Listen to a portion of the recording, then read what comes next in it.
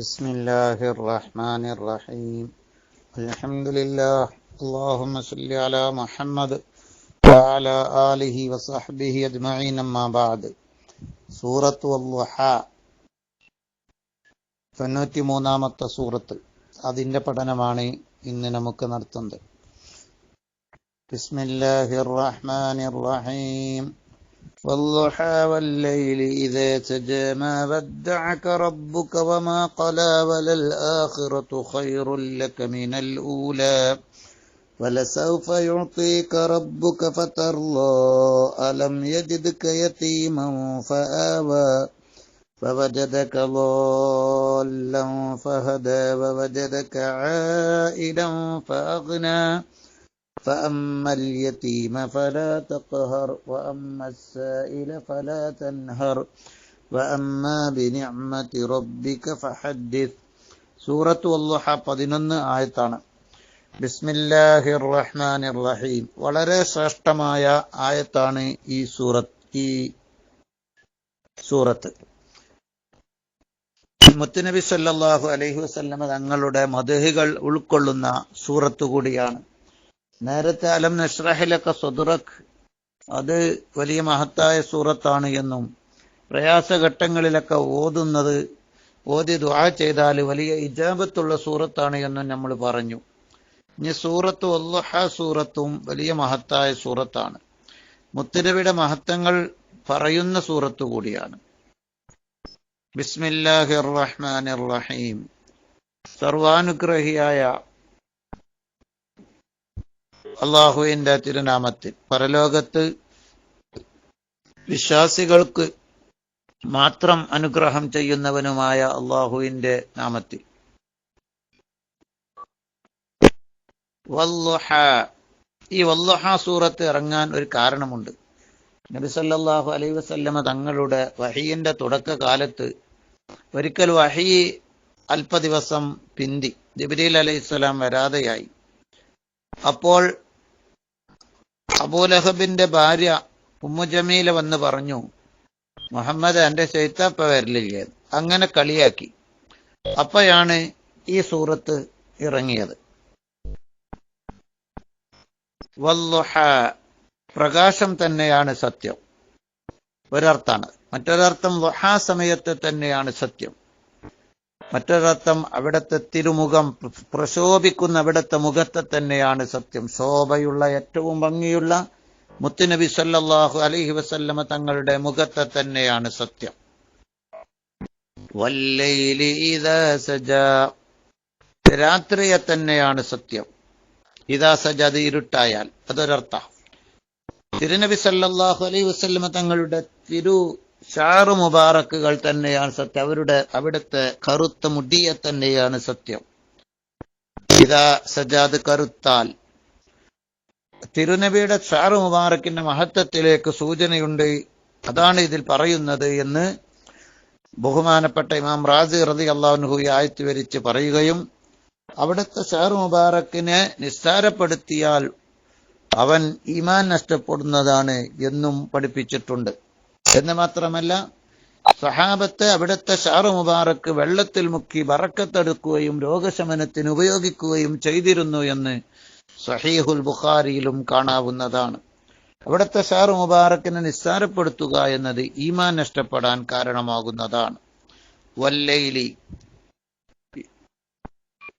ഇരുട്ടിനെ തന്നെ, രാത്രിയെ തന്നെയാണ് സത്യം. ഇദാ സജാ, അത് ഇരുൾ മുട്ടിയാൽ, അല്ലെങ്കിൽ അവിടുത്തെ കറുത്ത നിറമുള്ള അവിടുത്തെ ഷാറ് മുബാറക്കിനെ തന്നെയാണ് സത്യം. അവിടുത്തെ ഷാറുകളിൽ താടിയിൽ അല്പരോമങ്ങൾ മാത്രമേ നരച്ചിട്ടുണ്ടായിരുന്നുള്ളൂ, ബാക്കിയൊക്കെ കറുപ്പായിരുന്നു എന്ന് കാണാം. മാ വദ്ദഅക റബ്ബുക വമാ ഖലാ, എന്താ അതിന്റെ അർത്ഥം? നബിതങ്ങൾ വഹി അല്പ ദിവസം പിന്തിയപ്പോൾ അതിനെ പരിഹസിക്കാൻ ശത്രുക്കൾ വന്നപ്പോഴാണ് ഈ സൂറത്ത് ഇറങ്ങിയത് എന്ന് നമ്മൾ പറഞ്ഞു. മാ വദ്ദഅക, അങ്ങയെ, റബ്ബുക, മാ വദ്ദഅക, അങ്ങയെ വെടിഞ്ഞിട്ടില്ല, റബ്ബുക, അങ്ങയുടെ റബ്ബ്, അങ്ങയെ പരിപാലിച്ച് വളർത്തിയ, ചെറുപ്പം മുതൽ ഇങ്ങനെ ഇത്രയും വലിയ സ്ഥാനം വരെ എത്തി ഇങ്ങനെ പരിപാലിച്ച അങ്ങയുടെ റബ്ബുണ്ടല്ലോ, അങ്ങയുടെ റബ്ബ്, അങ്ങയെ പരിപാലിച്ച റബ്ബ് അങ്ങയെ വെടിഞ്ഞിട്ടില്ല. മാ വദ്ദഅക വമാ കല, അങ്ങയോട് ദേഷ്യം പിടിച്ചിട്ടുമില്ല. വമാ കല, അവൻ ദേഷ്യം പിടിച്ചിട്ടുമില്ല. മുത്തുനബിയോടുള്ള ഏറ്റവും സ്നേഹത്തിന്റെ വചനമാണ്. അള്ളാഹുവിന് ഏറ്റവും ഇഷ്ടമാണ് മുത്തുനബി എന്നതിന്റെ അടയാളമാണ്. മുത്തുനബിയെ പരിഹസിച്ചുകൊണ്ട് പിശാചുക്കള്, ശത്രുക്കൾ വന്നപ്പോൾ അതിന് മറുപടി അള്ള പറയുകയാണ്, അവിടുത്തെ തിരുമുഖത്തെ തന്നെയാണ് സത്യം, അവിടുത്തെ ഷാറു മുബാറക്കിന് തന്നെയാണ് സത്യം.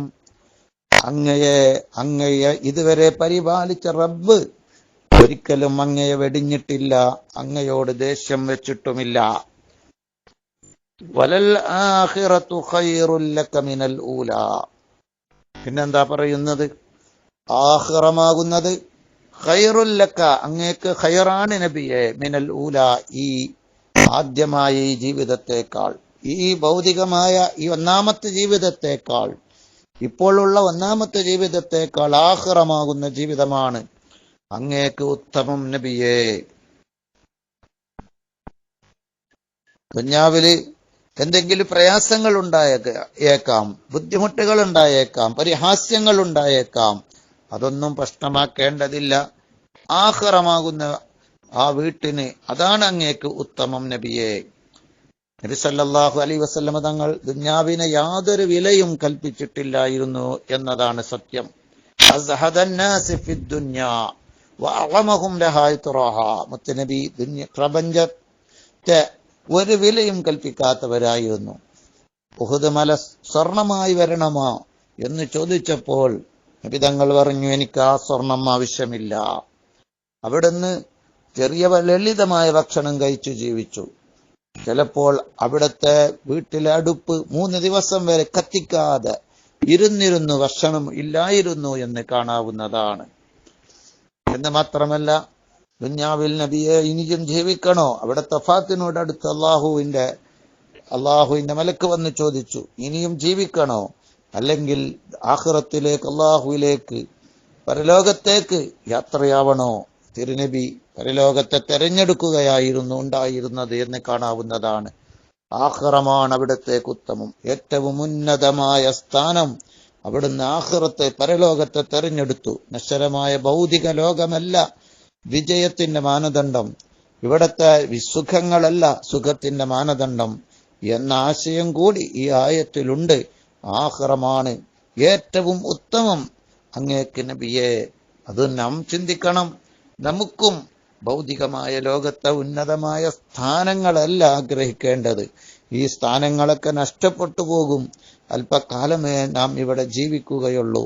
ശാശ്വതമായ ജീവിതം പരലോകത്താണെന്ന് നാം മനസ്സിലാക്കേണ്ടതുണ്ട്. നബി സല്ലല്ലാഹു അലൈഹി വസല്ലമ തങ്ങൾ ഒരിക്കൽ ഒരു പായയിൽ കിടന്നുറങ്ങിയപ്പോൾ ഇബ്നു മസ്ഊദ് റളിയല്ലാഹു അൻഹു പറയുന്നു, പായയുടെ അടയാളം തങ്ങളുടെ ശരീരത്തിലുണ്ട്. അപ്പോൾ ഇബ്നു മസ്ഊദ് റളിയല്ലാഹു അൻഹു പറയാണ്, ഞാൻ ആ അടയാളം അവിടുത്തെ ശരീരം തടവിക്കൊടുത്തു. എന്നിട്ട് ചോദിച്ചു, നബിയെ, അലാ ആദന്തനാ നബ്സുതലക അൽ ഹസീരി ശൈആ, ഈ പായയുടെ മുകളിൽ ഒരു വിരിപ്പ് വിരിച്ചൂടെ നബിയെ, ഞാൻ കൊണ്ടു തന്നു തരട്ടെയോ, ഞാൻ അങ്ങേക്ക് ഒരു വിരിപ്പ് തരട്ടെയോ എന്ന് ചോദിച്ചപ്പോൾ അള്ളാഹുവിന്റെ റസൂല് പറഞ്ഞു, മാലി വലിദ്ദുന്യാ മാന വലിദ്ദുന്യാ ദുന്യാ ഇന്നമാ മസലി വമസലുദ്ദുന്യാ കറാകിബി ളില്ലിൻ തഹ്ത ശജറ സുമ്മ റാഹ വതറകഹ. എനിക്കെന്ത്, ദുന്യാവിനെന്ത്? നബി തങ്ങൾ പറയാണ്, പായയുടെ മേൽ വിരിപ്പ് വിരിച്ചട്ടെ എന്ന് ചോദിച്ചപ്പോൾ എനിക്കെന്ത്, ദുന്യാവിനെന്ത്? ഞാനും ഈ ദുന്യാവും എന്റെയും ഈ ദുന്യാവിന്റെയും ഉദാഹരണം ഒരു വാഹനത്തിൽ യാത്ര, വണ്ടിയിൽ പോകുന്നവനെ പോലെയാണ്. അങ്ങനെ അവൻ ഒരു മരച്ചുവട്ടിൽ തണൽ കൊള്ളാൻ വേണ്ടി അല്പം വിശ്രമിക്കാനിരുന്നു, പിന്നെ അയാൾ അങ്ങ് പോകുന്നു, ആ മരച്ചുവട് ഉപേക്ഷിച്ചു പോകുന്നു. ഇതുപോലെയാണ് ദുന്യാവിലെ ജീവിതം. അതുകൊണ്ട് ഇത്രക്ക് മതി മോനെ എന്ന് പറഞ്ഞുകൊണ്ട് വിരിപ്പ് വിടാൻ വരെ നബി തങ്ങൾ സമ്മതിച്ചില്ല എന്ന് കാണാം. ദുന്യാവിനെ അവിടുന്ന് അത്രേ കണ്ടിട്ടുള്ളൂ. എന്ന് പറഞ്ഞാൽ ഒരു വാഹനപ്പുറത്ത് പോകുന്നവൻ വിശ്രമിക്കാൻ വേണ്ടി ഒരു മരച്ചുവട്ടിൽ ഇരിക്കുകയും പിന്നീട് അവൻ ആ മരവും ആ തണലും അവിടെ ഉപേക്ഷിച്ച് അവൻ അങ്ങ് യാത്ര പോകുകയും ചെയ്യുന്നു. അവന്റെ ലക്ഷ്യം ഈ മരച്ചുവട്ടിൽ താമസിക്കലല്ലോ, എന്നതുപോലെ ഈ ദുന്യാവിലെ താമസം അല്ല എന്ന് നമുക്ക് മനസ്സിലാക്കി തരികയാണ് നബി സല്ലല്ലാഹു അലൈഹി വസല്ലമ തങ്ങൾ. വലൽ ആഖിറത്തു ഖൈറു ലക മിനൽ ഊല, അങ്ങേക്ക് ഈ ഭൗതികമായ ദുന്യാവിനേക്കാളും ആഖിറമാണ് നബിയെ ഉത്തമം. വലസൗഫ യുതീക റബ്ബുക ഫതർലാ, പിന്നെ എന്താ പറയുന്നത്? വലസൗഫ യുതീക, പിന്നീട് റബ്ബുക, അങ്ങയുടെ റബ്ബ് അങ്ങേക്ക് നൽകും. ഫതർലാ, അങ്ങ് പൂർണ്ണ തൃപ്തിയാവുകയും ചെയ്യും. അങ്ങ് എത്ര ഇഷ്ടമുള്ള അത്രയും അങ്ങയുടെ റബ്ബ് അങ്ങേക്ക് നൽകുന്നതാണ് നബിയെ എന്ന് അള്ളാഹു പറയുകയാണ്. ഇവിടെ അള്ളാഹു മുത്തുനബിക്ക് ഇഷ്ടപ്പെടുന്ന അത്രയും പരലോകത്ത് ആവശ്യമുള്ളതെല്ലാം നൽകുന്നതാണ് എന്നാണ് ഇവിടെ ചരിത്രത്തിൽ കാണാം. ഇത് ഈ ആയത്ത് വന്നപ്പോൾ നബി സല്ലല്ലാഹു അലൈഹി വസല്ലമ തങ്ങൾ പറഞ്ഞു, എന്റെ ഉമ്മത്തിൽ ഏതെങ്കിലും ഒരാള് നരകത്തിൽ കടക്കുന്ന കാലത്തോളം ഞാൻ ഇഷ്ടപ്പെടുകയില്ല. ഉമ്മത്തിനോടുള്ള സ്നേഹമാണ്, നബി തങ്ങളുടെ സ്നേഹമാണ് നമുക്കതിൽ നിന്ന് മനസ്സിലാക്കാൻ സാധിക്കുന്നത്. എന്റെ ഉമ്മത്തിൽ ഒരാളെങ്കിലും നരകത്തിൽ കടക്കുകയാണെങ്കിൽ എനിക്ക് തൃപ്തിയാവുകയില്ല. അതുവരെ ഞാൻ അവരെ നരകത്തിൽ നിന്ന് രക്ഷപ്പെടുത്തുന്നത് വരെ ശ്രമിച്ചുകൊണ്ടിരിക്കും, ശുപാർശ ചെയ്തുകൊണ്ടിരിക്കും എന്ന് കാണാം. അതുപോലെ നബി സല്ലല്ലാഹു അലൈഹി വസല്ലം തങ്ങളെ കുടുംബത്തിൽപ്പെട്ട ഒരാൾ നരകത്തിൽ കടക്കുകയില്ല, കടന്നാൽ അവിടുത്തെ തൃപ്തിയില ഭാഗമാവുകയില്ല. അള്ളാഹു അവിടുത്തെ തൃപ്തിയുള്ള അത്രയും നൽകുമെന്ന് പറഞ്ഞതുകൊണ്ട് അള്ളാഹു അവിടുത്തെ ആ വിഷയത്തിലും തൃപ്തിയാക്കുമെന്ന് ഇമാം സുദ്ദി റഹ്മത്തുള്ളാഹി അലൈഹി പഠിപ്പിച്ചതായി കാണാം. ഇങ്ങനെ ധാരാളം സംഭവങ്ങൾ അതുമായി ബന്ധപ്പെട്ട് ഉണ്ട്. ഏതായിരിക്കട്ടെ, പിന്നെ അള്ളാഹു പറയാണ്, അങ്ങയെ വെടിഞ്ഞിട്ടില്ല, അങ്ങയോട് ദേഷ്യം വെച്ചിട്ടില്ല, പരലോകമാണ് അങ്ങേക്ക് ഉത്തമം, അങ്ങയുടെ റബ്ബ് അങ്ങേക്ക് നൽകും, എത്രയും നൽകും, അങ്ങ് ഇഷ്ടപ്പെടുന്നത് വരെ നൽകും. അലം യജിദ്ക യതീമൻ ഫആവാ, അലം യജിദ്ക, റബ്ബ് അങ്ങയെ എത്തിച്ചില്ല നബിയെ, യതീമൻ, യതീമായിട്ട് എത്തിച്ചില്ലേ, ഫആവാ, അങ്ങനെ അങ്ങേക്ക് സംരക്ഷണം നൽകിയതല്ലേ. നബി സല്ലല്ലാഹു അലൈഹി വസല്ലം തങ്ങൾ ഉമ്മയുടെ വയറ്റിൽ ഇരിക്കുമ്പോൾ തന്നെ ഉപ്പ വഫാത്താവുകയുണ്ടായി, അബ്ദുള്ള റഹ്മത്തുള്ളാഹി അലൈഹി വഫാത്താവുകയുണ്ടായി. പിന്നീട് പ്രസവിച്ച് 6 വർഷമായപ്പോൾ, 6 വയസ്സായപ്പോൾ ഉമ്മ വഫാത്തായി. പിന്നീട് ബഹുമാനപ്പെട്ട അബൂ ത്വാലിബ്, അവിടുത്തെ അബ്ദുൽ മുത്തലിബ്, അവിടുത്തെ പിതാവിന്റെ പിതാവായിരുന്നു അബ്ദുൽ മുത്തലിബ് 8 വയസ്സിൽ മരണപ്പെടുകയുണ്ടായി. പിന്നീട് അവരെ സംരക്ഷിച്ചത് ഇവിടുത്തെ പിതാവിന്റെ അനിയൻ അല്ലെങ്കിൽ അബൂ ത്വാലിബ് റഹ്മത്ത് എന്നവരായിരുന്നു. അവര് നുബൂവത്ത് കിട്ടി. നബി തങ്ങൾ 40 വയസ്സ് വരെ നബി തങ്ങളുടെ സംരക്ഷണങ്ങളൊക്കെ ബഹുമാനപ്പെട്ട അബൂ ത്വാലിബ് നടത്തിയിരുന്നു. നബി തങ്ങൾ ഇസ്ലാമിക പ്രബോധനം ചെയ്തപ്പോൾ ശത്രുക്കളെ തടയാൻ അബൂ ത്വാലിബ് എന്നിവർ രംഗത്തുണ്ടായിരുന്നു. അതുപോലെ അവിടുത്തെ 25-ാം വയസ്സിൽ ഖദീജ ബീവി റളിയല്ലാഹു അൻഹായെ വിവാഹം ചെയ്യുകയും അവരുടെയും സംരക്ഷണം നബി തങ്ങൾക്ക് അല്ലാഹു നൽകുകയും ചെയ്തു. യതീമായി വളർന്നില്ല നബിയെ, അലം യജിദ്ക യതീമൻ, അങ്ങയെ യതീമായിട്ട് അല്ലാഹു എത്തിച്ചപ്പോൾ അല്ലാഹു അല്ലേ അതിന്റെ സംരക്ഷണം നൽകിയത്. അപ്പോ അല്ലാഹു ചിലപ്പോൾ യതീമായിട്ട് ഒരാളെ ജനിപ്പിച്ചേക്കാം. അങ്ങനെ അവൻക്ക് അള്ളാഹുവിന്റെ സംരക്ഷണമായിരിക്കും പിന്നീട് ലഭിക്കുക എന്ന് മുത്തുനബിയിൽ നമുക്ക് ആ വിഷയത്തിൽ മാതൃകയുണ്ട്. വവജദകല്ലാല്ലം ഫഹദ, അങ്ങ് നുബൂവത്തിന് തൊട്ടൊക്കെ മാറി നിന്നതായിരുന്ന ഇല്ലാത്തവരായിരുന്നു.